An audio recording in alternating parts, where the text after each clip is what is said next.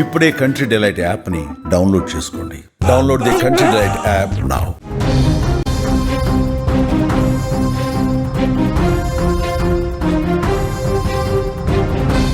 అనుభవం ఉన్నవారు పనిచేసే విధానానికి, అనుభవం లేనివారు పనిచేసే విధానానికి చాలా తేడా ఉంటుంది. స్వామి వివేకానంద లాంటి గొప్పవారే అనుభవమే గురువు, అనుభవాల సారమే జీవితం అని అన్నారు. అందుకు ఉదాహరణ ఇప్పుడు చెప్పబోయే ఘటన. 80 ఏళ్ల వృద్ధురాలు సులభంగా ప్రమాదకరంగా ప్రవహిస్తున్న వాగు దాటుకుని క్షేమంగా ఒడ్డుకు చేరింది.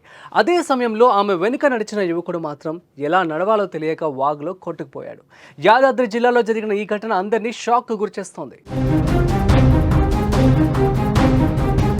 ఈ వీడియోలో మీరు చూస్తున్న ప్రాంతం యాదాద్రి భువనగిరి జిల్లా బీబీనగర్ మండలం గూడూరు వద్ద చిన్నేటి వాగు. ఇటీవల కురుస్తున్న భారీ వర్షాలకు హైదరాబాద్లో మూసీ నదికి వరద పోటెత్తింది. దీంతో దిగువన ఉన్న వాగులు, వంకలు పొంగి పొర్లుతున్నాయి. గూడూరు వద్ద చిన్నేటి వాగు వద్ద కూడా వరద ప్రవాహం ప్రమాదకరంగా ఉంది. రోడ్డుపై రాకపోకలకు అవకాశం లేకుండా పోయింది. అయితే రోడ్డు దాటేందుకు ఓ అవ్వ సాహసమే చేసింది.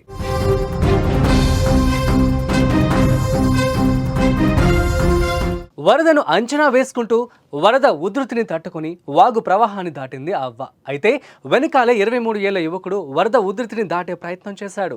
సునాయాసంగా ఆమె వాగును దాటి వెళ్ళగా అతడు మాత్రం వరద అంచనా వేయలేక బలైపోయాడు.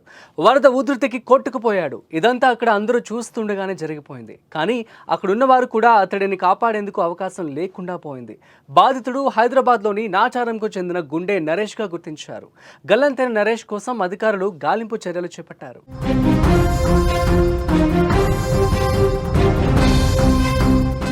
సో యాదాద్రిలో జరిగినటువంటి ఈ ఘటనలో మనం చూస్తున్న విజువల్స్లో అక్కడ అవ్వ చూడండి ఎంత చక్కగా వెళ్తూ ఉందో. అవ్వ వెనకాలే ఉన్నటువంటి ఈ వ్యక్తి మాత్రం చాలా చిన్నగా అడుగులు వేసుకుంటూ వెళ్ళి అలా వెళ్తూ ఉన్నాడు, జారిపోయాడు.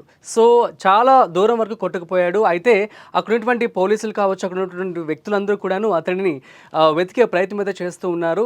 సో జేసీబీలతో, అదేవిధంగా అక్కడ ఉన్నటువంటి గజ ఈతగాళ్లతో పోలీసులందరూ కూడా కలిసి తనని వెతికే ప్రయత్నం అయితే చేస్తూ ఉన్నారు.